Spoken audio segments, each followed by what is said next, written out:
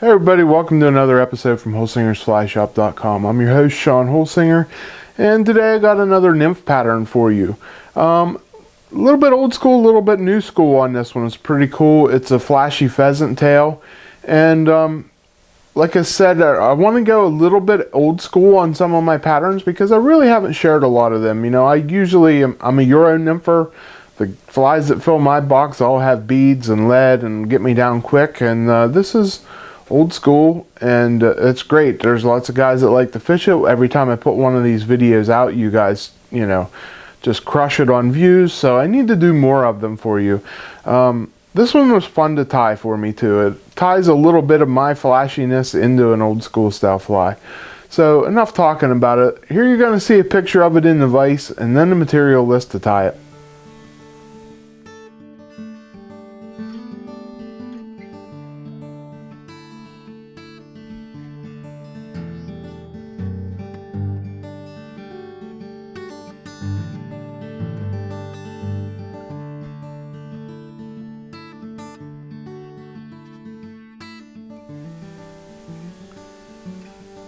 Okay, here you see this Flashy Pheasant Tail in the vise. Very cool looking fly.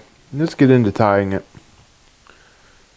For a hook, I am using a Firehole 718. This is a size 18. You could use other hooks for it. I just like the long shank of this, and it's a smaller hook, so it works out nice for this fly. For thread, I'm using Olive Semperfli Nano Silk in 12 watt. Just going to start that on there and wrap that back to the bend and then cut off my tag. Next thing we're going to put on is a piece of Brassie copper wire. And again, put that on and tie that back to that bend there.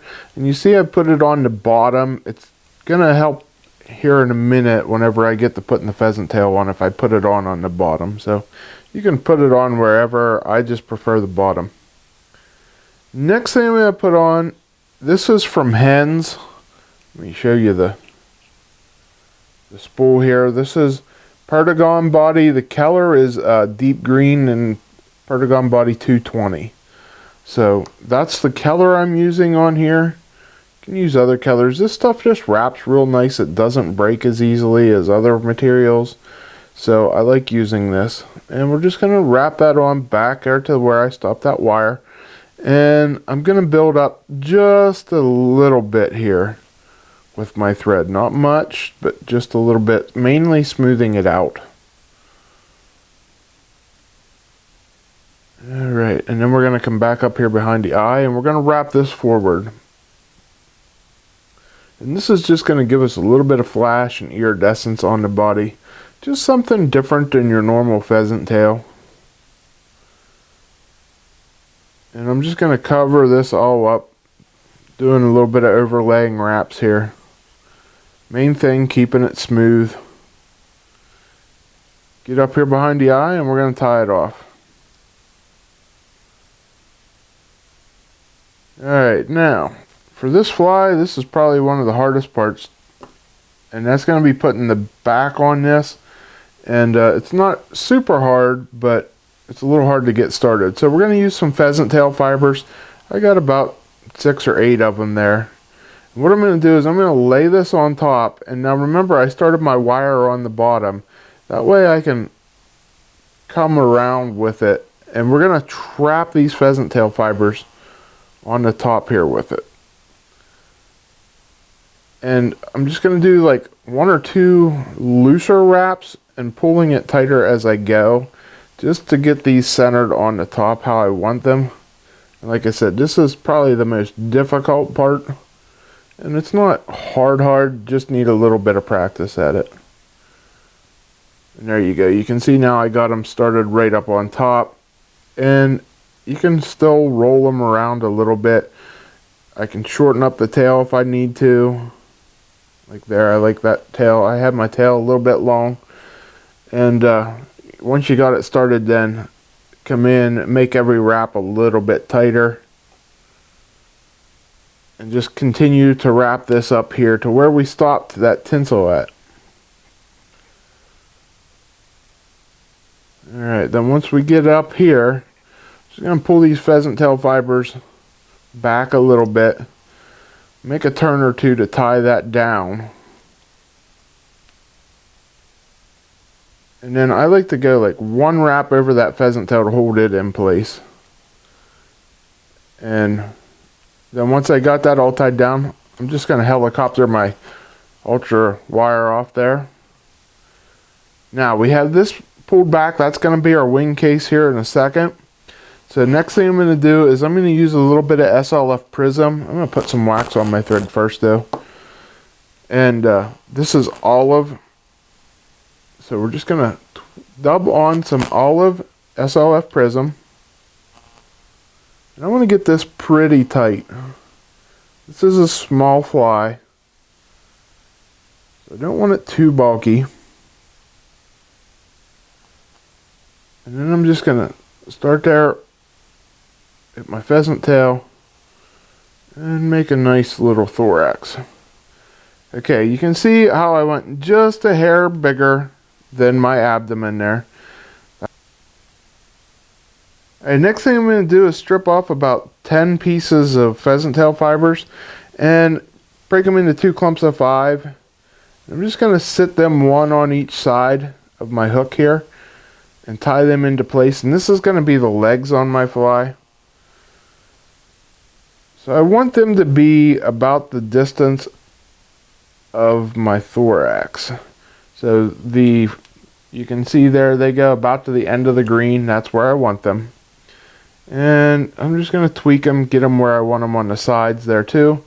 And then we're going to trim off the fronts. Oops.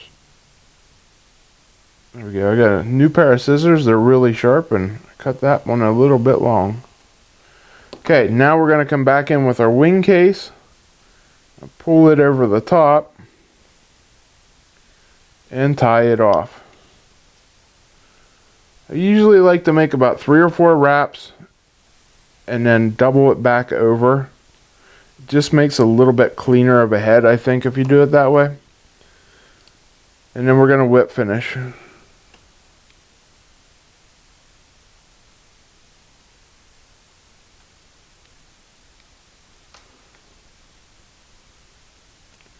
Okay. Trim that tag off. And then I'm going to use just a little bit of Solarez thin up here on the top. And just secure this a little bit. Just sturdy it up. Not really build up a wing case, but just sturdy up that pheasant tail on top there. And that is all you have to this fancy looking little pheasant tail.